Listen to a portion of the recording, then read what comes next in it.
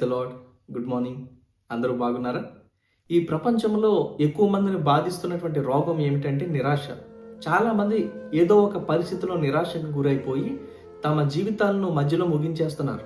కొంతమంది ఏదో ఒక డ్రగ్స్కో లేదంటే ఏదో ఒక అలవాట్లకు బానిసలైపోతూ ఉన్నారు.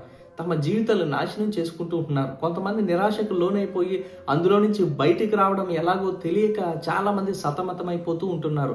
అయితే బైబిల్లో ఉన్నటువంటి దావీదు గారి జీవితాన్ని మనం చూసినట్లయితే దావీదు గారు మహారాజుగానే మనందరం కూడా చూస్తూ ఉంటాము. కానీ దానికి ముందు అతని జీవితంలో ఎలాంటి నిరాశకరమైన పరిస్థితులు వచ్చినాయో మనం ఒకసారి ధ్యానిద్దాం. అతని చుట్టూ ఉన్న మనుషులు ఆయనను ఎలా చూశారు, అతన్ని ఎలాగ ట్రీట్ చేశారో మనం చూద్దాం. అతని తండ్రి, సొంత తండ్రి అయినటువంటి జెస్సీ ఎలా చూశాడంటే ఒక లీస్ట్ పర్సన్గా చూశాడు.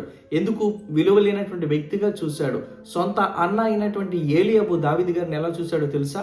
ఒక గొర్రెల కాపరిగా మాత్రమే చూశాడు. నీ ప్రొఫెషన్ అదే, నీవు గొర్రెలు మాత్రమే మేపాలి అన్నట్టుగా అతని యొక్క ఆలోచన మనకు కనిపిస్తుంటుంది. అతని రాజు అయినటువంటి సౌలు గారు ఎలా చూశాడంటే దావీదును ఒక సంగీత కళాకారుడిగా, అదేవిధంగా తన ఆయుధాలు మోసేవాడిగా చూశాడు. తన పనివాడిగానే ఎల్లప్పుడూ కూడా చూడాలని అనుకున్నాడు. అతని శత్రువు అయినటువంటి గొలియాతు దావీదుని ఎలా చూశాడో తెలుసా? ఒక అన్వర్ది పర్సన్ గా చూశాడు, విలువ లేని వ్యక్తిగా చూశాడు.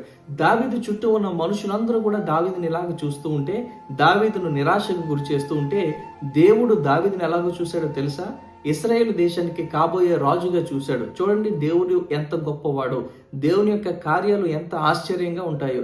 దావీదు జీవితంలో వెనకాల నుండి దేవుడు చాలా అద్భుతమైనటువంటి కార్యాన్ని జరిగిస్తూ వచ్చాడు. చుట్టూ ఉన్న పరిస్థితులు అతనిని నిరాశకు గురి చేసినా సరే అతను నిరాశ పడిపోలేదు, అతను వెనకకి వెళ్ళిపోలేదు, అతను దిగజారిపోలేదు.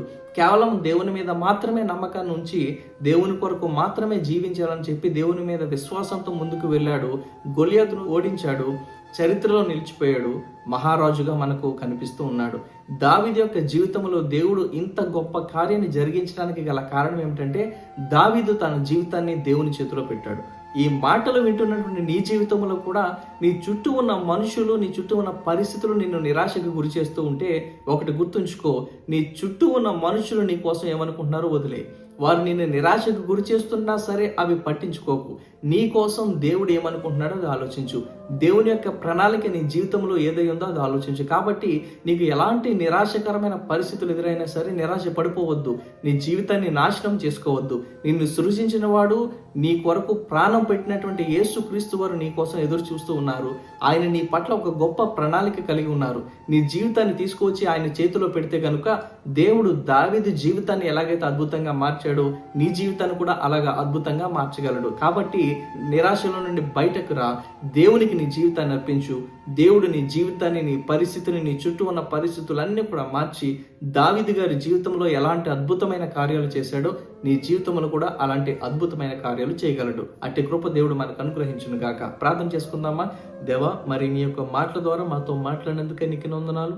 దావీదు గారి జీవితంలో అతని చుట్టూ ఉన్న మనుషులు అతనిని ఎలా చూశారో మేము చూసాము. దేవా, మరి అదేవిధంగా మీరు కూడా అతనిని ఎలా చూశారో, అతని జీవితంలో ఎలాంటి అద్భుతమైన కార్యాలు జరిగించారో మేము నేర్చుకున్నాం. తండ్రి దేవా, మరి ఈ యొక్క మాటలు విన్న వారి యొక్క జీవితాల్లో తండ్రి అలాంటి నిరాశకరమైన పరిస్థితులు ఉన్నట్లయితే తండ్రి దయచేసి తండ్రి వారితో మీరు మాట్లాడండి. వారి జీవితాలు మీకు సమర్పించుకోవడానికి, నీ చేతిలో పెట్టడానికి వారిని ప్రేరేపించండి. దేవ, వారిలో ఉన్న నిరాశను తొలగించమని, వారిని బలపరచమని, స్థిరపరచమని, దావీదు గారి జీవితంలో మీరు చేసినటువంటి అద్భుతమైన కార్యాలు వారి జీవితంలో కూడా మీరు జరిగించుకోమని ఈ ప్రార్థన యేసు నామములో సమర్పించి వేడుకుంటున్నాను. స్తుతి నీకే, స్తుతి మహిమ ఘనత నీకే, మహిమ స్తుతి నీకే, స్తుతి మహిమ ఘనత